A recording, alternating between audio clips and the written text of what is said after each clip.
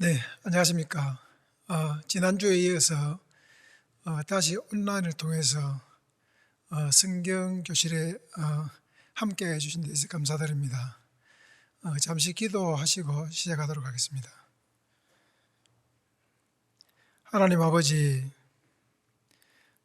또 일주일 동안의 시간을 가지고 또 성경 교실을 다시 시작하게 하심을 감사드립니다. 오늘은 우주와 성전에 대해서 저희들이 배우고자 합니다.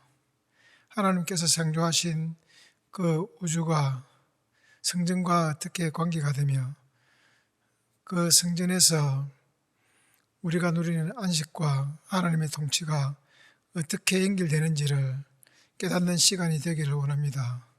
성령께서 저희들을 깨닫게 해주시기 원합니다. 모든 말씀을 예수 그리스도의 이름으로 기도드렸습니다.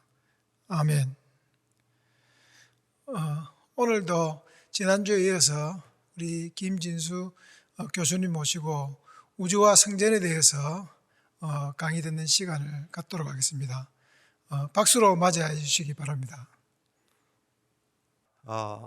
이렇게 또 어려운 시기지만 이 온라인상으로 여러분들 다시 이렇게 또 만나 뵙고 하나님 말씀을 같이 공부할 수 있게 돼서 감사드립니다. 지난 시간에 이제 창조의 목적에 대해서 강의를 했는데요. 오늘은 거기에 이어서 이제 우주와 성전이라는 주제로 말씀을 나누겠습니다. 지난 시간의 내용은 이 온 세상이 하나님의 통치 안에서 안식을 누리는 것. 온 세상 하면은 천지 만물이겠죠, 그렇죠?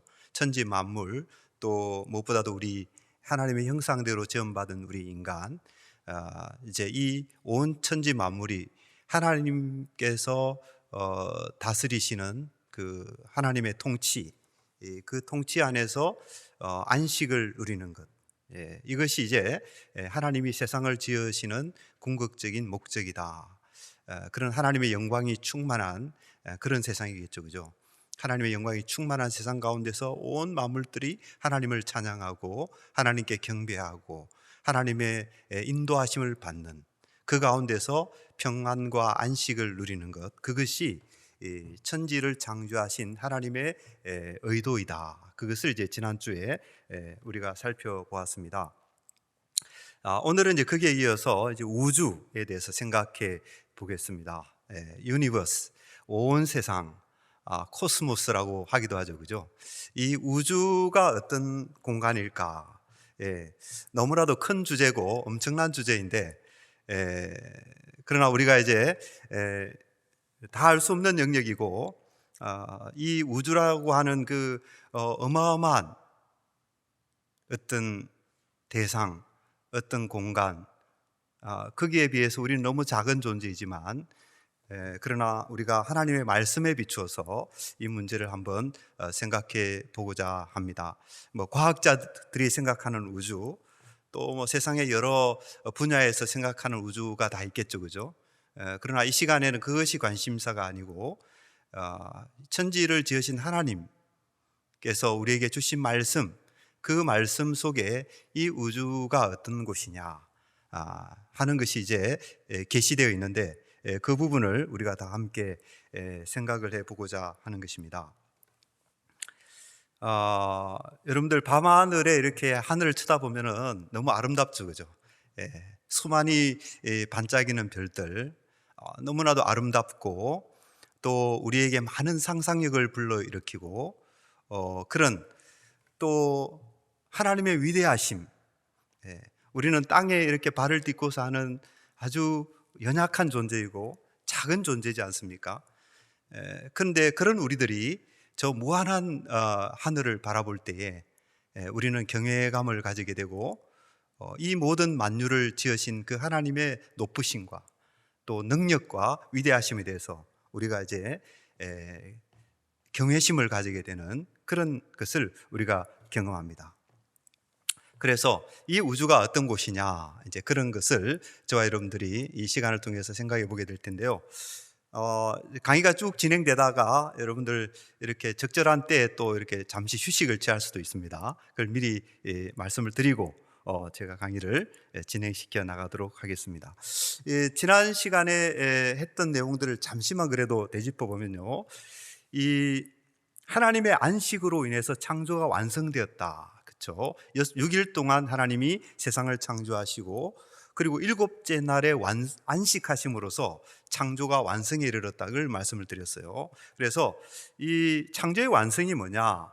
창조의 완성은 다른 것이 아니라 이 하나님의 안식이 온 우주를 지배하는 상태. 그렇죠? 그러니까 하나님이 안식하심으로써 온 우주가 완성의 상태에 이르렀지 않습니까? 그러니까 이 하나님의 안식과 우주의 완성은 별개의 문제가 아닌 것이죠. 그렇죠? 하나님이 안식하심으로써 온 우주가 완성에 이르렀으니까 하나님의 안식과 온 우주의 완성, 온 우주는 긴밀한 관계성 속에 있는 것이죠. 그래서 하나님의 안식이 우주를 지배하는 상태, 그것이 곧 창조의 완성이다. 이렇게 이제 볼 수가 있는 것입니다. 이런 관계 속에서는 이 창조 세계도 하나님의 안식을 누리게 되는 것이죠. 그렇죠? 창조 세계도 하나님의 안식에 당연히 참여하게 되는 것입니다. 왜냐하면 하나님의 안식하심으로써 창조 세계가 완성에 이르렀으니, 그렇으니 이 창조 세계도 그 하나님의 안식에 동참하게 되는 것은 너무나도 당연한 일이죠. 자, 이런 측면에서 볼 때 하나님의 안식은 뭐냐 하면, 하나님의 안식은 이런 것을 이제 다 담아서 표현을 할 때 이렇게 할 수가 있는 것이죠. 하나님의 안식은 창조 세계의 안식을 가져오는 하나님의 통치다. 그러니까 온 우주 만물이, 해와 달과 별들과 또 이 땅에 만들어진 모든 것들이 이 하나님의 안식 속에서 안식을 얻게 되는 것이니까, 그걸 다른 말로 표현하면 이 하나님의 안식은 창조 세계의 안식을 가져오는 하나님의 통치이다. 이렇게 우리가 말씀을 드릴 수가 있겠다라는 것이죠. 그래서 나누어지는 것입니다. 6일간의 창조와 일곱째 날이 나누어지는데요. 6일 동안 세상을 이제 하나님이 만드셨죠, 그죠? 그런 의미에서 창조주이시고, 그리고 일곱째 날에는 그 만들어진 세상을 이제 하나님께서 다스리시는 통치자이시다. 그러니까 창조주와 통치자 개념, 이것이 이제 같이 있는 것이죠. 지난주에 말씀드린 것처럼 이 일곱째 날은 어떤 날이냐? 소위 그 날짜 공식에 의해서 닫혀 있지 않는 날이죠. 그렇죠? 다른 모든 날은 저녁이 되고 아침이 되니 이는 몇째 날이니라 이렇게 규정을 해줍니다. 그 날을 이렇게 구분해주고 닫아주는 그런 일을 하죠. 그런데 일곱째 날의 경우에는 이와 같은 그 날짜 공식이 나타나지 않아요. 그 얘기는 뭐냐 하면 이 일곱째 날은 오픈되어 있다, 닫혀 있지 않고 열려 있다, 그런 얘기죠. 그렇죠? 그래서 앞에서 말씀드린 내용과 이제 같이 연결시켜서 이야기하면, 일곱째 날은 하나님의 통치가 시행되는 날이고 그 통치로 인해서 온 세상 만물이 하나님의 안식에 참여하는 날인데 그 날이 닫혀 있지 않다라는 것입니다. 그런 하나님의 통치와 안식이 무한대로 펼쳐지고 무한대로 열려져 있다, 이것을 우리에게 가르쳐 주는 것이죠. 그래서 이 하나님은 어떤 분이시냐라고 할 때에 우리가 이제 뭐 여러 가지로 하나님을 우리가 이해를 합니다만은, 이런 차원에서 우리가 보게 되면 하나님은 우주의 통치자이시다. 그렇죠? 세상을 지으신 하나님은 세상을 통치하시는 왕이시다, 다스리시는 왕이시다. 그렇죠? 그리고 창조가 끝나게 되면 이제 어떻게 되는가 하면, 창조가 끝나게 되면 이제는 통치가 시작되는 거예요. 이 통치를 우리가 다른 말로 표현하면은 섭리죠, 그죠? 우리가 가지고 있는 그 신앙 가운데서 섭리 신앙이 굉장히 중요하지 않습니까? 우리의 모든 삶이 하나님의 섭리하심 하에 있다. 오늘도 우리가 존재하고 호흡하고 이렇게 살아가는 모든 삶이 우연 속에 살아가는 것이 아니라 하나님께서 이 세상을 그 지혜와 능력으로 붙드시고 다스리시고 이렇게 인도하시는 그런 삶, 그게 뭡니까? 그것이 바로 섭리죠. 우리가 가지고 있는 섭리 신앙인 것입니다. 창세기 1장, 1, 2장이 그걸 다 가르치고 있는 거예요. 하나님은 천지를 창조하신 창조주이신과 동시에 창조해놓고 하나님이 세상을 떠나시느냐? 창조해놓고 하나님 세상에 대해서 무관심하냐? 그것이 아닌 것이죠. 하나님은 세상을 창조하시고 난 다음에 그 세상을 이렇게 다스리시고 또 이끄시고 또 그 세상을 이렇게 인도하시는 그런 일을 하시는 것이죠. 그래서 이것을 우리가 하나님의 섭리다 이렇게 우리가 알고 있는 것입니다. 여러분들 신약에 넘어가면 히브리서 1장에 보면은 하나님은 어떻게 하시느냐? 말씀으로 만물을 붙드시는 일을 하신다. 참 놀라운 말씀이에요. 그렇죠? 여러분들 하나님께서 어떻게 하신다고요? 하나님께서 말씀으로 만물을 붙드시는 일을 하신다. 그러니까 붙드시지 않으면 어떻게 됩니까? 넘어지는 거죠. 다 이렇게 파괴되어 버리는 것입니다. 근데 이 우주가 왜 이렇게 안정적으로 이렇게 존재할 수 있느냐? 그 이유는 히브리서 저자의 말씀에 따르면 하나님께서 말씀으로 만물을 붙드시는 일을 하시기 때문에 그렇게 된다라는 것이죠. 참 놀랍죠, 여러분들. 그러니까 하나님은 말씀으로 창조하셨지 않습니까? 창세기 1장에 보면 말씀으로 창조하셨는데 그 말씀으로 창조하신 일을 어떻게 유지해 가시는 것이죠? 말씀으로 붙드시고 유지해 가시는 것입니다. 그러니까 다시 말하면 이 섭리도 하나님의 말씀에 의해서 이렇게 이 섭리가 진행되어져 간다라고 하는 것을 우리가 보게 됩니다. 그러니까 여러 면에서 보면 이 하나님은 만물의 통치자이신 것이죠. 이런 그 하나님의 통치 안에서 이제 방금 제가 말씀드린 것처럼 세상이 안정적으로 유지되어지고요. 또 인간이 그 가운데서 복을 받게 되어 있는 것입니다. 하나님께서는 복 주시기를 좋아하시는 분이죠, 그렇죠? 하나님 자신이 아주 복되신 분이기 때문에, 하나님이 너무나도 좋으신 분이기 때문에 그 하나님은 우리들에게 복을 주시기를 너무 기뻐하시는 거예요.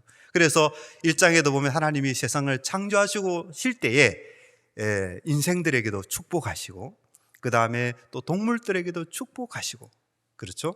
그래서 복을 주시는 복되신 하나님, 좋으신 하나님을 거기서 만나게 되는 것이죠. 그래서 하나님의 이 주권적인 통치 안에서 인간이 생육하고 번성하며 또 땅을 정복하고 다스리는 그런 은혜를 누리게 되고요. 그리고 이제 동시에 그 안에서 온 피조 세계가 거룩을 유지하게 되는, 당연하죠, 여러분들. 거룩하신 하나님이 세상을 통치하니까 세상이 어떻게 될까요? 거룩하게 되는 거 아니겠습니까? 그렇죠? 그래서 이런 하나님의 섭리 속에서 축복을 누리게 되고 거룩이 이제 이루어지게 되는, 그렇게 되는 것입니다. 자, 우리가 이제 우주를 이런 식으로 이해하게 될 때, 이런 관점에서 우주를 이해하게 될 때에 이 우주는 무엇인가 하는 것입니다. 그렇죠? 다시 말하면 하나님의 통치라는 관점에서 우주를 생각하게 될 때에 이 우주는 어떤 것인가 하는 것입니다. 간단하죠, 그렇죠? 만물의 통치자이신 하나님이 임재하시는 것이 우주죠. 그렇죠? 하나님이 임재하시면서 그곳에 자신의 영광을 드러내시는 어떤 물리적인 공간, 그것이 우주인 것입니다. 이렇게 보면 우주는 사실 간단한 것입니다. 우주는 하나님 왕, 온 세상의 창조주 그분께서 거하시는 곳이 뭘까요? 바로 왕궁이죠, 여러분. 그렇지 않습니까? 왕이 계시는 곳이 왕궁이죠. 근데 이 왕은 하나님이시니까, 창조주시니까 다른 말로 표현하면 성전이라고 말하게 되는 것입니다. 인간 왕을 우리가 이야기할 때는 그냥 왕궁, 궁전 이런 말로 하잖아요. 그러나 하나님 왕이 계시는 곳이니까 단순히 왕궁이라고 하면 또 오해가 소지가 있죠, 그죠? 그래서 이 하나님의 왕이 거하시는 공간이다라는 차원에서 이 우주는 성전이다, 이렇게 말씀을 드릴 수가 있다라는 것입니다. 여러분들 생각해 보셨나요?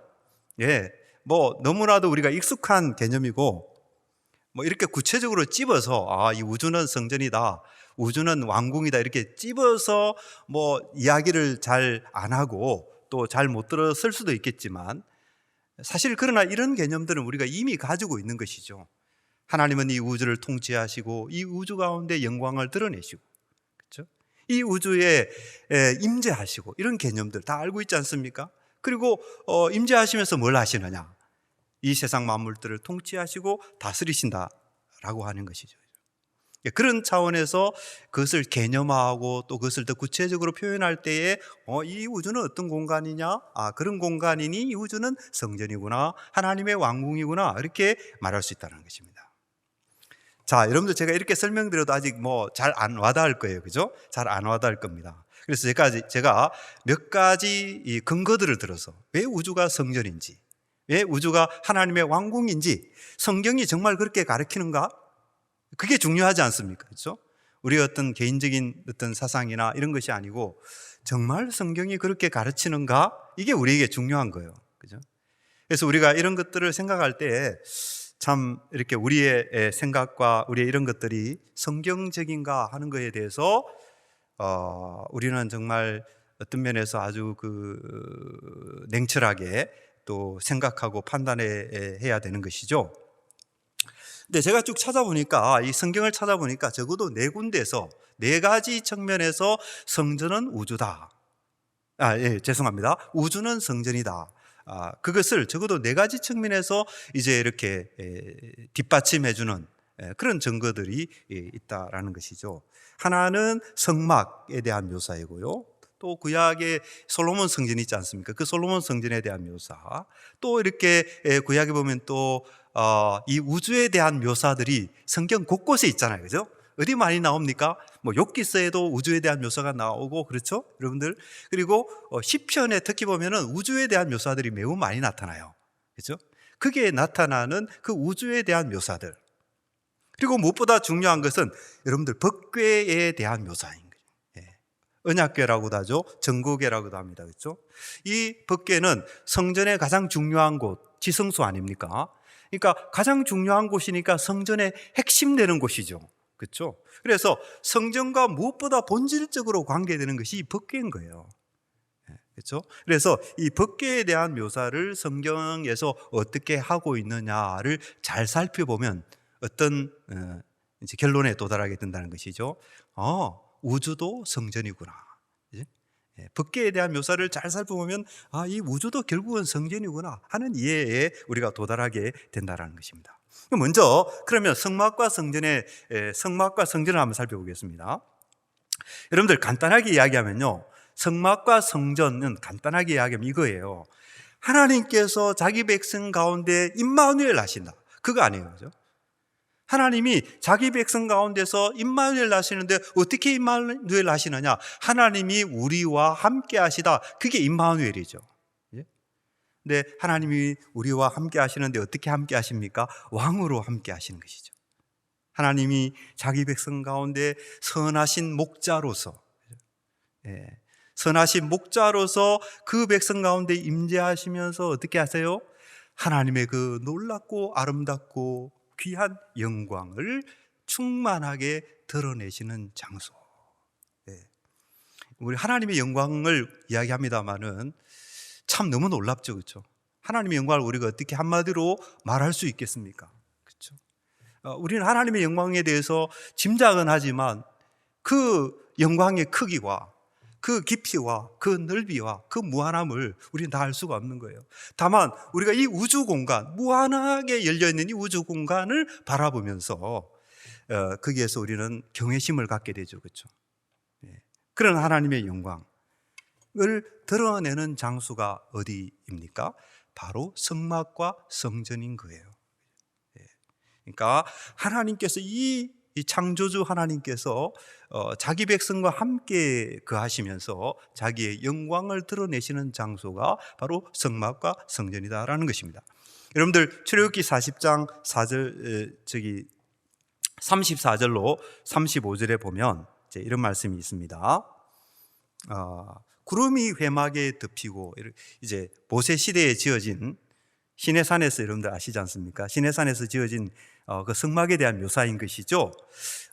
구름이 회막에 덮이고 여호와의 영광이 성막에 충만하매, 그렇게 돼 있어요. 모세가 회막에 들어갈 수 없었으니 이는 구름이 회막 위에 덮이고 여호와의 영광이 성막에 충만함이었으며, 여러분들 여기에 너무 분명하게 나와 있지 않습니까? 성막이 어떤 곳이라고요? 여호와의 영광이 충만한 곳이다. 모세 같은 인물도 감히 들어갈 수 없을 정도로 그렇게 하나님의 영광이 충만하게 임재하는 공간, 그것이 바로 성막이었다라고 출애굽기 40장이 우리에게 알려주고 있는 것입니다. 그렇죠? 예. 여러분들, 성막이 그런 곳이라고 한다면요, 이 성막을 그대로 이어받는, 그죠? 성막을 조금 더 발전된 형태로 이제 이렇게 확장한다고 할까요? 그것을 그대로 이어받는 그것이 성전이죠, 그죠? 그런데 이 성전에 대한 기록을 보면 이 성전도 성전에서도 똑같은 것을 우리가 확인하게 돼요. 열왕기상 8장 10절로 11절에 보면 이런 말씀이 나옵니다. 제사장이 성소에서 나올 때에 이게 이제 솔로몬 성전을 말하는 거예요, 그렇죠? 제사장이 성소에서 나올 때에 구름이 여호와의 성전에 가득하매 제사장이 그 구름으로 말미암아 능히 있어서 섬기지 못하였으니 이는 여호와의 영광이 여호와의 성전에 가득함이었더라. 이런 말씀이 나타나고 있어요. 어때요, 여러분들? 출애굽기에서 봤던 말씀과 같죠, 여러분들? 그렇죠? 성막이 지어졌을 때 그곳에 어땠습니까? 하나님의 영광이 충만했죠. 모세가 심지어 들어가기 어려울 정도로. 그렇죠? 그런데 솔로몬 성전이 지어졌을 때도 같은 현상이 일어나게 됩니다. 제사장들이 들어가지 못할 정도로 서서 섬기지 못할 정도로 이 여호와의 영광이 성전에 가득하였다라고 그렇게 말씀해 주고 있는 것입니다. 그래서 정리를 하자면 성막과 성전은 모두 하나님의 영광이 충만하게 임재하는 공간이다. 그렇게 우리가 정리를 할 수가 있겠습니다. 자, 그런데 여러분들, 자, 여기에 대해서 뭐 여러분들 반론을 하실 분 아무도 없죠, 그죠? 우리가 다 이제 방금 확인한 바이고 너무나도 분명한 사실이고 그렇습니다. 자, 그런데 그러면 우주는 어떠하냐? 그렇죠? 우주 공간은 어떠하냐? 예. 성막과 성전이 하나님의 영광이 가득한 장소, 또 하나님이 임재하는 공간이라고 그랬는데요.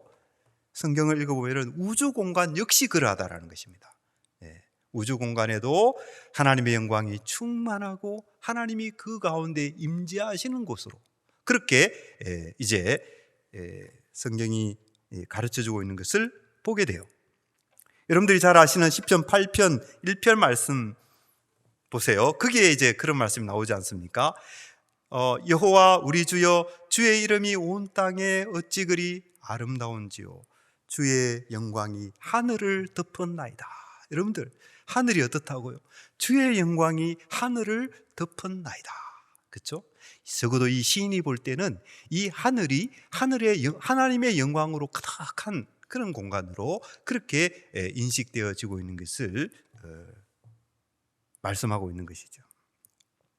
또 여러분들 시편 19편 1절에 가서 보면 하늘이 하나님의 영광을 선포하고 궁창이 그의 손으로 하신 일을 나타내는도다. 그렇게 말씀하고 있어요.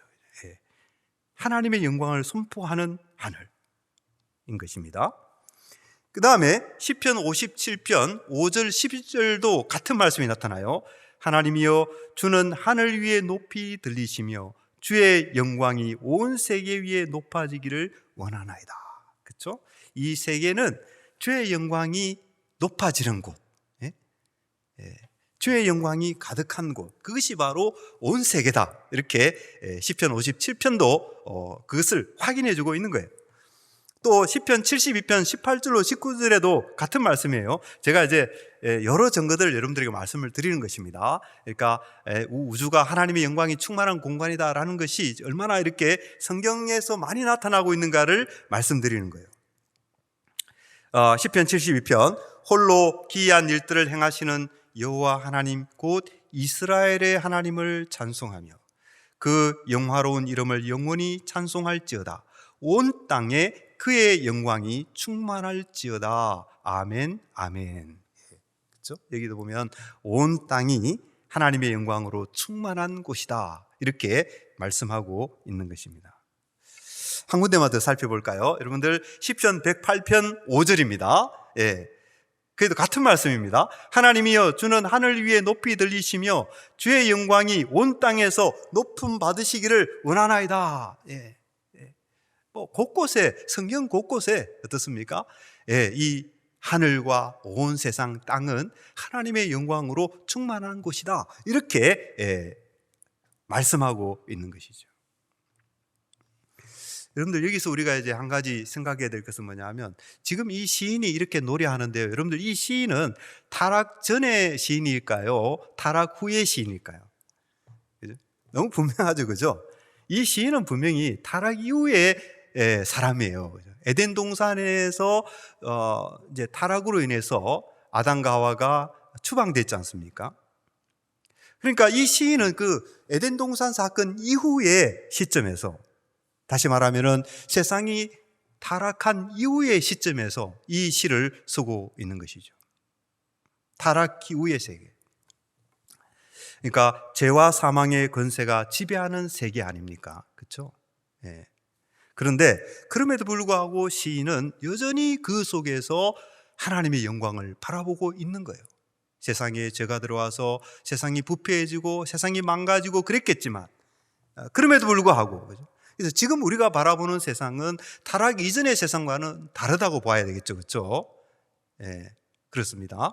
그러니까 지금 이 세상에도 하나님의 영광을 우리가 볼 수 있는 그런 요소들이 참 많죠, 그렇죠? 예, 그런 요소들이 분명히 많지만은, 그러나 그럼에도 불구하고 어때요? 타락 이전의 세상에 비해서는 조금 아닐 거예요, 그렇죠? 그렇지 않겠습니까? 자, 그렇다면 여러분들 타락 이전의 이 우주 공간을 얼마나 하나님의 영광으로 더 충만했을까요? 그죠? 타락 이후의 시점에서 오늘 우리가 바라보는 시점에서 이 정도라면, 아름다운 산과 또 강과 뭐 하늘과 이런 것들을 바라볼 때에 우리가 그것을 보고 하나님의 솜씨를 노래하지 않습니까? 그렇죠? 그런데 타락 이전에 그 영광은 어땠겠느냐라는 것입니다. 그곳에 충만하게 임재하는 하나님의 영광이 어땠겠냐라는 것이죠.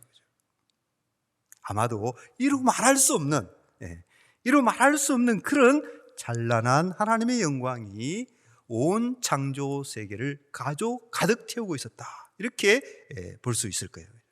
한마디로 창조 세계는 하나님의 영광이 가득한 곳이었다.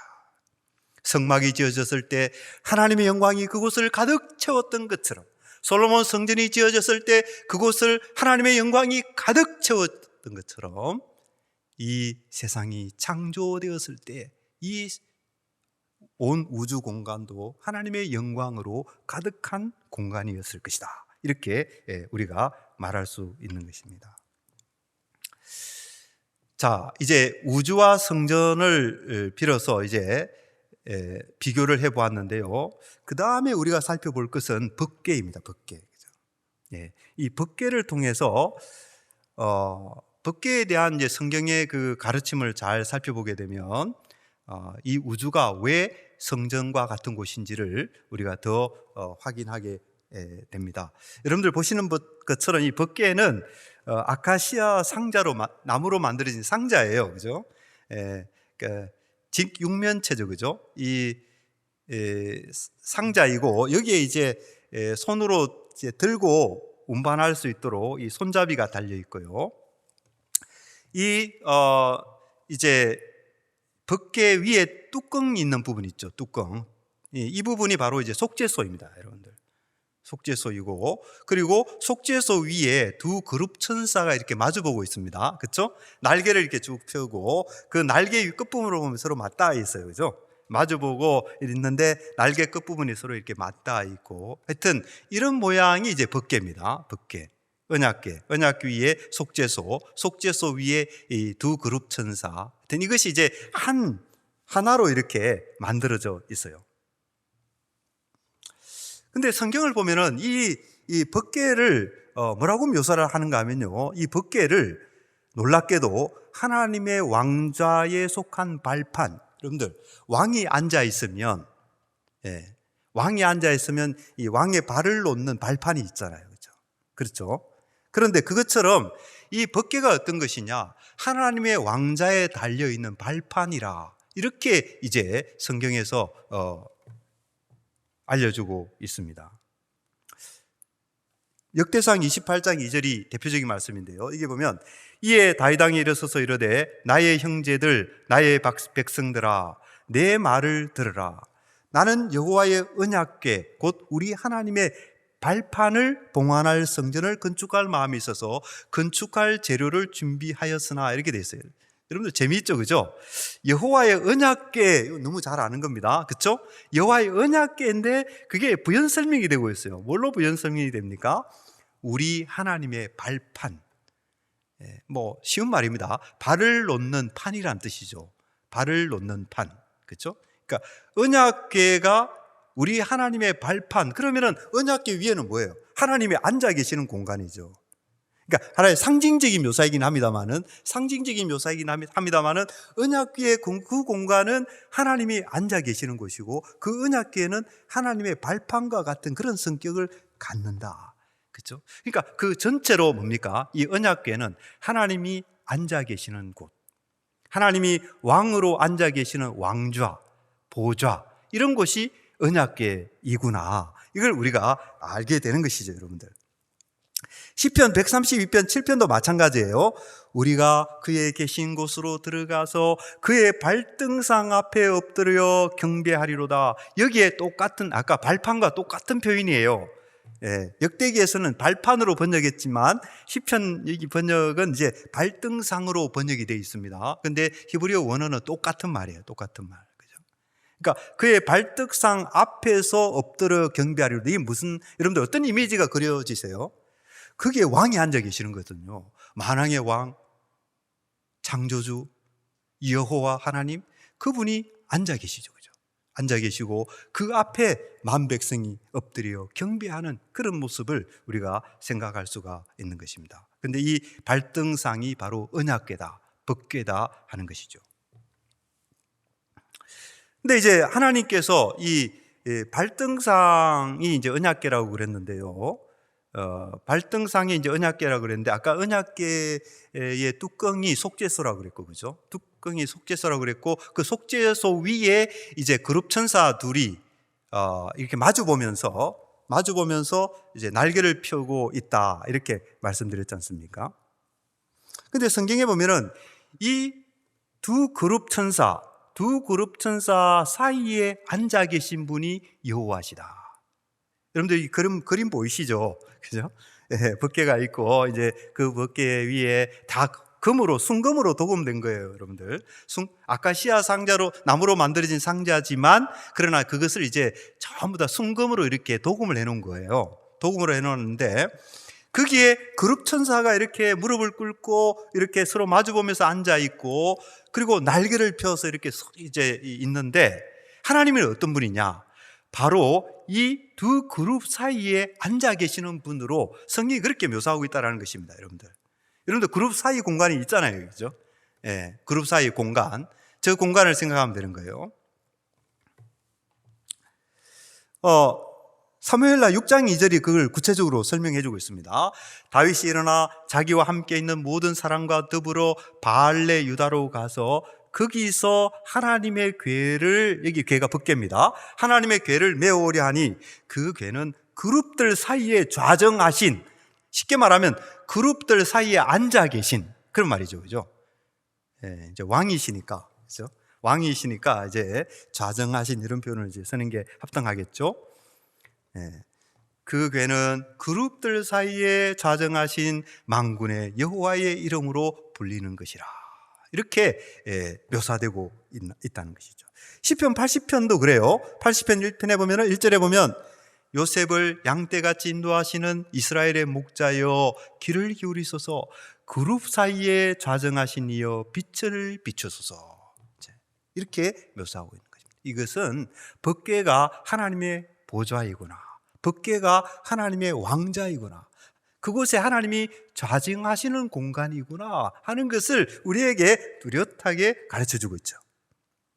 그리고요, 더 놀라운 것은 여러분들 성경을 읽어보면, 특히 모세오경을 읽어보면 하나님이 어떤 분이냐, 그룹들 사이에서 명령을 내리시는, 이거 여러분들 더 구체적이잖아요, 그렇죠?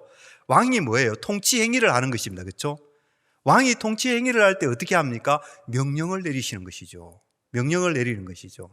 그렇지 않습니까, 여러분들? 그것처럼 하나님도 그렇습니다. 그룹들 사이에서 명령을 내리시는 분으로 묘사되고 있는 것입니다. 묘사되고 있어요. 여러분들 출애굽기 25장 21절로 22절에 가서 보면 그게 이제 이렇게 되어 있습니다. 속죄소를 궤 위에 얹고, 아까 제가 말씀드렸잖아요. 언약궤 위에 뚜껑이 속죄소다 그랬죠, 그죠? 그러니까 속죄소를 궤 위에 얹고 내가 내게 줄 증거판을 궤 속에 넣어라. 십계명을 기록한 증거판이죠, 그죠? 말씀을 기록한 증거판입니다. 그렇죠? 참 놀라워요. 말씀으로 창조하신 하나님, 말씀으로 우주를 섭리하시는 하나님 아니십니까? 그런데 이 속죄소를 만들고 이제 이 증거판, 하나님의 말씀이 기록된 그 증거판을 궤 속에 넣으라고 말할 수만 있어요. 그리고 22절이 중요합니다. 거기서 내가 너와 만나고, 만남의 장소입니다. 거기서 내가 너와 만나고 속죄소 위, 곧 증거궤 위에 있는 두 그룹 사이에서, 증거궤 위에 있는 두 그룹 사이에서 내가 이스라엘 자손을 위하여 내게 명령할 모든 일을 내게 이르리라. 여러분들 어떻습니까? 이걸 보면 하나님은 영락없이 왕이신 거예요. 그죠? 이 속죄소 위에 두 그룹 전사 사이에서 하나님이 모세와 만나고 거기서 뭘 하시는 것입니까? 왕이 신하에게 명령을 하달하는 것처럼, 왕이 만 백성에게 전할 그 명령을 신하들에게 내리는 것처럼 하나님께서 모세에게, 백성에게 하달할 그 명령을 하나님께서 거기에서 말씀하시겠다라고 지금 여기에서 이제 알려주고 있는 것이죠. 여러분들 참 놀랍지 않습니까? 너무 놀랍고 너무나도 신기합니다. 자, 여러분들 민수기 7장 89절에도 똑같은 사실을 알려주고 있습니다. 거기에 보면은 모세가 회막에 들어가서 여호와께 말하려 할 때에 증거궤 위 속죄소, 아까 제가 말씀드린 거죠. 증거궤 위 속죄소 위에 두 그룹 사이에서 자기에게 말씀하시는 목소리를 들었으니 여호와께서 그에게 말씀하심이었더라. 여러분들, 그러니까 이 법궤 위의 공간은 어떤 의미를 갖는 것인가, 그것이 무엇을 상징하는가, 너무 우리가 분명한 거예요, 그죠? 하나님은 온 우주에 충만하신 분이고, 뭐 이 온 우주도 감당하기 어려운 분이니까 그 하나님이 어떻게 그 좁은 공간에 갇혀 계시겠어요? 그건 아니죠, 분명히, 그죠? 그러나 이것이 상징하는 바는 분명히 있는 것이죠. 하나님은 왕이시고 하나님께서는 그 백성에게 명령을 내리시는 분이고, 그리고 이 법궤는 뭐냐? 그 하나님이 왕으로 자정하시는 것이다, 하나님이 왕이시다 하는 것을 분명히 가르쳐주고 있다 하는 것이죠. 그래서 여러분들 어떻습니까? 이 의자. 제가 이제 구글에서 찾아서 이렇게 여기 올려놨는데요. 우리가 보기에는 뭐 화려해 보일지 모르지만 너무 초라하죠. 하나님이 어떤 분이세요? 이는 우주도 감당하지 못하는 어마어마한 분이 아닙니까? 그렇죠? 그런 영광스럽고 놀라우신 분인데, 네, 어쨌든 이 법궤와 법궤 위의 공간은 어떤 공간인가 하면요, 바로 이 하나님의 왕좌의 성격을 갖는다라는 것입니다. 그렇죠? 그것이 성경이 우리에게 가르쳐주는 내용이죠. 성경이 우리에게 분명히 가르쳐주는 그런 내용이 되겠습니다. 자, 이것을 뭐 이미 여러분들 이제 이 정도 제가 말씀드렸으면 뭐 또 다른 설명이 필요 없겠죠, 그죠? 필요 없으나 한 가지만 제가 더 이제 증거로서 여러분들에게 언급을 드릴까 합니다. 예레미야서 3장 16절로 17절 말씀인데요, 여기에 보면은 여호와의 말씀이니라 너희가 이 땅에서 번성하여 많아질 때에는 사람들이 여호와의 언약궤를 다시는 말하지 아니할 것이요, 생각하지 아니할 것이요, 기억하지 아니할 것이요, 찾지 아니할 것이요, 다시는 만들지 아니할 것이며. 놀랍죠, 여러분들? 언약궤를 말하지 않는다는 것입니다. 이게 무슨 내용인가? 여러분들, 언약궤는 하나님의 왕자잖아요, 그렇죠? 하나님의 왕자를 다시 말하지 않는다는 것이 무엇인가? 바로 그 다음 절에 설명이 됩니다. 그때에 예루살렘이 그들에게 여호와의 보좌라 일컬음이 되며 모든 백성이 그리로 모이리니 곧 여호와의 이름으로 말미암아 예루살렘에 모이고 다시는 그들의 악한 마음에 완악한 대로 그들이 행하지 아니할 것이며. 여기에 답이 있는 것입니다. 그렇죠? 이제 예루살렘 전체가 여호와의 보좌가 된다는 것입니다. 과거에는 이 아카시아 나무로 만든 작은 상자를 통해서 그런 신학적 개념, 그런 신앙의 내용을 표현해 내었습니다마는, 그러나 앞으로는 그러한 것이 사라지고 어떻게 됩니까? 예루살렘 전체가 여호와의 보좌이다. 예루살렘 전체가 하나님이 임재하시는 공간이다. 그런 얘기가 아니겠습니까? 그렇죠? 예. 그래서 여기에는 이제 뭐 더 분명하게 표현되어 있죠. 그렇죠? 뭐라고요? 보좌라고. 여호와의 보좌라고 더 분명하게 표현되어 있는 것입니다. 그래서 우리가 전체적으로 보게 될 때에 이 법궤, 또 법궤 위의 공간, 이 전체는 하나님이 좌정하시는 왕좌와 같은 곳이다. 이렇게 우리가 정리를 할 수가 있을 것입니다. 자, 이것이 지금 우리가 이제 뭘 하고 있는 것이죠? 이 우주가 성전이다라는 것을 제가 지금 말하고 있지 않습니까? 그렇죠? 예. 그러니까 성막과 성전에 대해서 우리가 이미 살펴봤던 바이고요.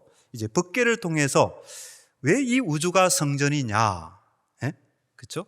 왜 이 우주가 성전이라고 말할 수 있느냐? 정말 성경이 그렇게 가르치고 있느냐? 여러분들, 우리가 그것을 지금 이제 살펴보고 있는 거 아니겠어요? 근데 여러분들, 이사야서 66장 1절에 가보면 이렇게 돼 있어요. 여호와께서 이와 같이 말씀하시되 하늘은 나의 보좌요.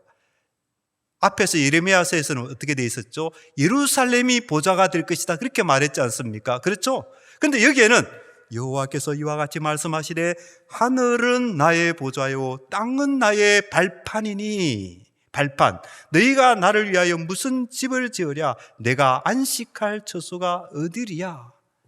예. 여기에 무슨 집을 지으랴라고 했을 때 이 집은 이제 사람의 손으로 만든 그런 집, 성전 아니겠어요, 그죠?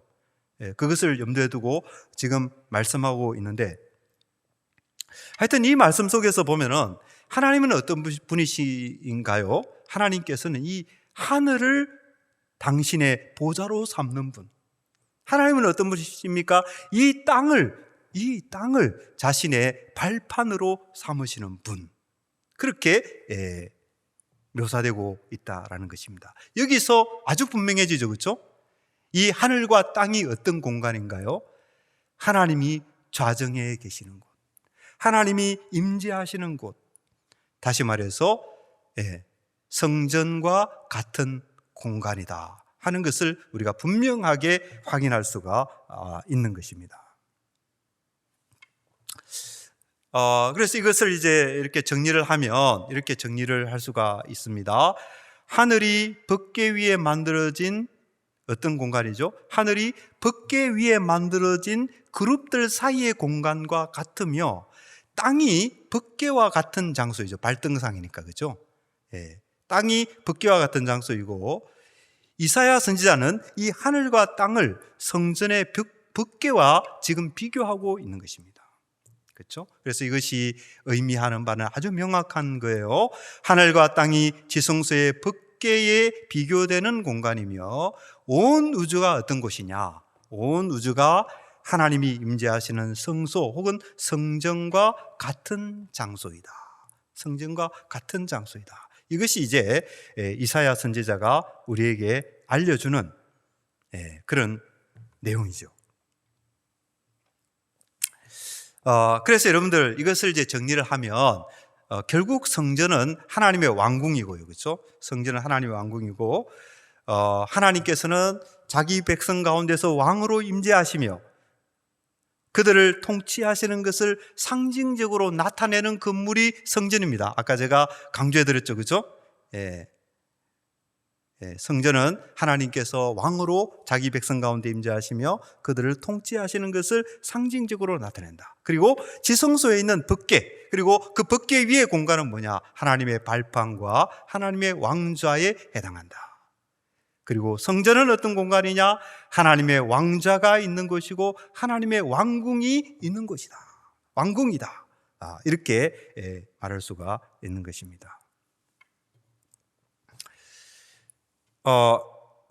이제 더 나아가서 이 성전은 또 어떤 장소냐?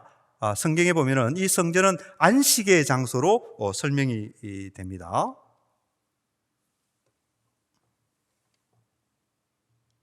성전은 안식의 장소인데 역대상 28장 2절에 가서 보시면 이에 다윗 왕이 일어서서 이르되 나의 형제들 나의 백성들아 내 말을 들으라. 나는 여호와의 언약궤 곧 우리 하나님의 발판을 봉안할 성전을 건축할 마음이 있어서 건축할 재료를 준비하였으나 이렇게 돼 있어요. 자, 여러분들 이게 언약궤가 나오죠, 그죠? 언약궤가 나오고 하나님의 발판이 나옵니다. 아까 봤던 거예요. 그런데 발판을 어떻게 한다고요? 봉안할 성전 이렇게 돼 있어요.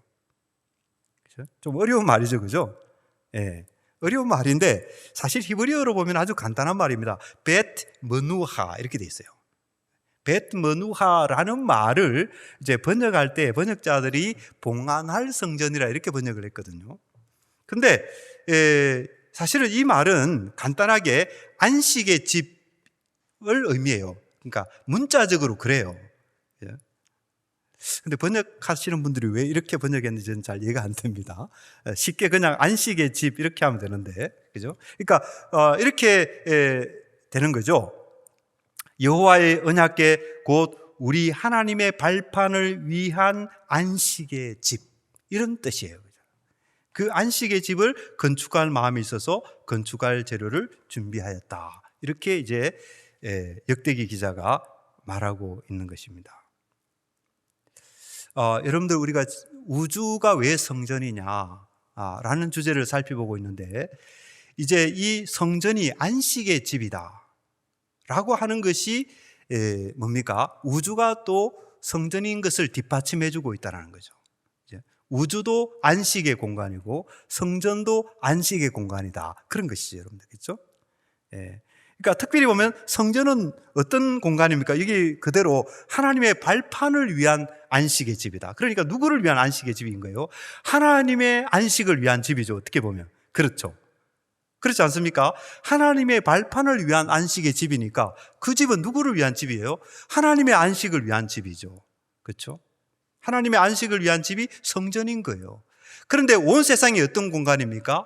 하나님이 지으신 공간인가 동시에 그곳에 하나님이 안식하시는 분이시잖아요. 창세기에 보면 그렇지 않습니까? 6일간 창조하고 난 다음에 7째 날에 하나님이 안식하셨잖아요. 그죠? 창조와 안식, 창조와 안식. 그런 건데, 근데 역대기에 보면은 성전이 어떤 곳이냐? 하나님이 안식하는 공간이다. 하나님의 발판을 위한 안식의 집이다. 여러분들, 그렇게 설명이 되고 있는 것이거든요.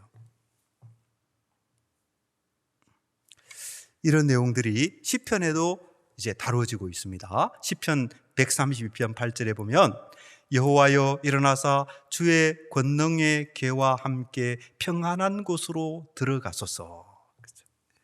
예, 여기에도 번역을 평안한 곳이라고 했는데요. 평안한 곳이라고 했는데 제 생각에는 이제 성경 전체를 일관하여 어르는 그 신학을 잘 드러내기 위해서는 조금 통일된 번역을 하면 더 좋겠다 싶어요. 사실 여기 평안한 곳 앞에 나왔던 그 봉안할 집 이렇게 이야기했잖아요. 그 단어하고 같은 거예요. 그렇죠? 여기 보면은 봉안할 성전에 했을 때에 어떻게 됩니까? 벳 머누하. 벳은 집이거든요. 집. 히브리어로 벳 하면 집이잖아요. 근데 그 뒤에 머누하, 안식이라는 말이 붙어 있어요. 그렇죠? 이게 성전을 나타내는 말인데 머누하라는 말이 써 있죠. 근데 이 132편 8절에도 보면은 그게 뭐가 나옵니까? 머누하라는 말이 나와요. 여기에는 다만 벳이라는 말만 빠졌죠. 그렇죠? 그래서 여호와여 일어나사 주의 권능의 궤와 함께 어디로? 평안한 곳으로, 머누하로, 다르게 말하면 안식으로 들어가소서. 그런 말이거든요. 안식으로 들어가소서. 또 이 머누하라는 말은요, 이 그냥 안식, 추상명사로 안식도 되지만 안식의 장소로도 번역할 수 있어요. 안식의 장소. 그렇죠? 그렇게 번역이 됩니다. 그러니까 이제 어쨌든 이 여호와여 일어나서 주의 권능의 궤와 함께 안식의 장소로 들어가소서. 시편도 그렇게 이야기하고 있다는 것입니다. 성전은 어떤 곳이라고요? 하나님께서 안식하시는 곳, 안식의 장소가 바로 성전이다. 여러분들, 안식을 통치로 이야기할 때 어떻게 되는 거죠? 하나님이 통치하시는 공간이다. 지난주에 제가 말씀드렸지 않습니까? 이 안식은 통치 개념과 같이 간다. 통치 개념을 나타내는 말이다. 그랬지 않습니까? 그렇게 봤을 때 하나님이 안식하시는 공간이다라는 말은 사실은 어떤 면에서 보면 하나님이 통치하시는 곳이다. 통치해서 어떻게 한다고요? 통치하니까 안식이 이루어지는 거죠. 온 세상이 왜 안정적으로 수천 년을 흘러가도 하루 24시간, 그죠? 하루 12시, 뭐 이렇게 자연이 이렇게 봄, 여름, 가을, 겨울 이렇게 규칙적으로 변함없이 운행이 되는 건가요? 하나님이 통치하시니 거기에서 나오는 안식이죠. 안정이죠. 그죠? 그렇게 우리가 볼 수가 있는데, 어쨌든 이 성전은 어떤 곳인가 하면 하나님이 안식하시는 곳입니다. 하나님이 안식하시는 곳이고 하나님이 통치하시는 곳이고, 그렇게 시편 기자도 우리에게 말씀해 주고 있다라는 것입니다. 이런 개념은 성경에 굉장히 많이 나타나요. 많이 나타납니다. 그렇죠?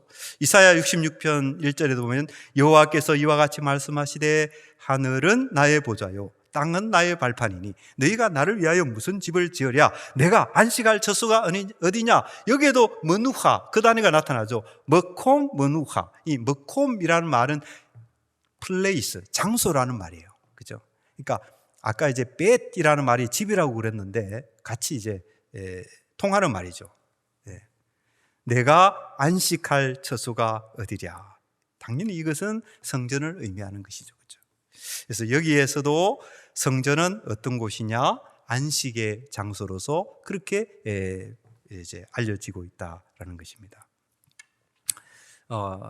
저는 이 말씀을 보고 굉장히 놀랐습니다. 사실은요, 여러분들. 그러니까 역대상 22장 9절인데 이 말씀 보고 얼마나 놀랐는지 몰라요. 그러니까 크게 보면은 이렇게 돼 있어요. 솔로몬에 대한 이야기가, 솔로몬이 여러분들 누굽니까? 성전 지은 사람 아니에요. 솔로몬의 가장 중요한 업적 하나 이야기하라면 뭐죠? 성전 빼고는 없죠. 그죠? 성전 빼고 없다고 해도 과언이 아닙니다. 그만큼 솔로몬은 성전을 위해서 존재하는 사람이라고 해도 맞죠. 그죠? 맞습니다. 그런데 이 성전이 제가 방금 어떤 곳이라고 그랬습니까? 안식의 장소, 뭐 안식의 집, 뭐 안식 이렇게 연결된다고 그랬잖아요. 그렇죠? 근데 그 집을 지은 사람이 솔로몬이라는 말이죠. 솔로몬. 이해되십니까? 그런데 역대기 기자는요, 그 솔로몬을 어떻게 설명하고 있느냐, 너무 놀랍다라는 거예요. 보라, 한 아들이 내게서 나리니 그는 온순한 사람이라. 내가 그로 주변 모든 대적에게서 평온을 얻게 하리라. 그의 이름을 솔로몬이라 하리니 이는 내가 그의 생년의 평안과 안일함을 이스라엘에게 줄 것임이니라. 여러분들, 여기에 온순한 사람 번역되어 있잖아요. 어떤 느낌 드세요? 온순한 사람 하면 꼭 이렇게 어떤 도덕적인 성품, 뭐 인품, 이걸 떠올리기 쉽죠. 그러니까 신학적인 개념보다도 어떤 뭐 윤리적인 차원, 이런 차원으로 또는 뭐 어떤 인간적인 차원에서 이제 이거를 생각하게 되잖아요, 일단은. 그런데 여러분들, 히브리어 원문에 보면은 이게 그런 뜻이 아니에요. 아까 성전에서 사용됐던 단어가 머누하라고 했지 않습니까? 그 단어인 거예요. 그래서 무슨 얘기입니까? 이시 머누하, 이시 머누하예요. 이시는 사람이죠, 사람. 히브리어로 이시 하면 사람이거든요. 그러니까 이시 머누하 하니까 번역하면 어떻게 됩니까? 안식의 사람인 거예요. 놀랍죠, 여러분들? 놀랍지 않나요? 예. 전 처음에 이걸 봤을 때 너무 놀랐어요.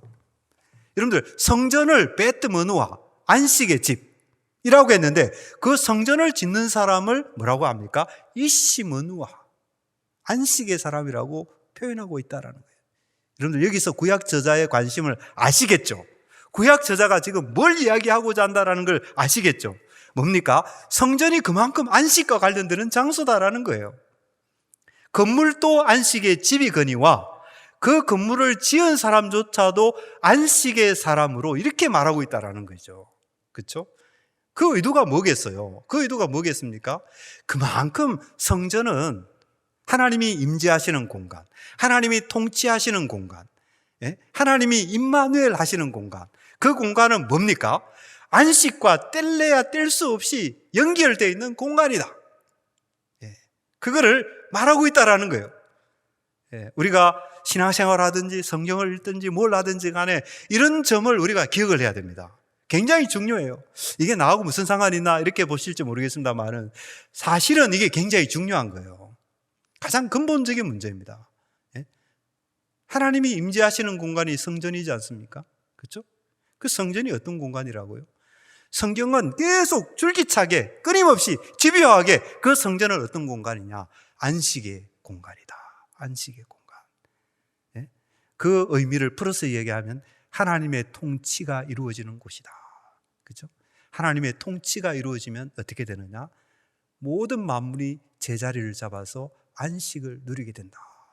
그런 어떤 신앙의 내용이 그 속에 포함되어 있다는 것이죠. 그래서 여러분들 이런 결론에 이르게 됩니다. 성전이 안식의 집이고요. 성전이 안식의 집이고 또 우주가 어떤 공간이죠? 안식의 장소다.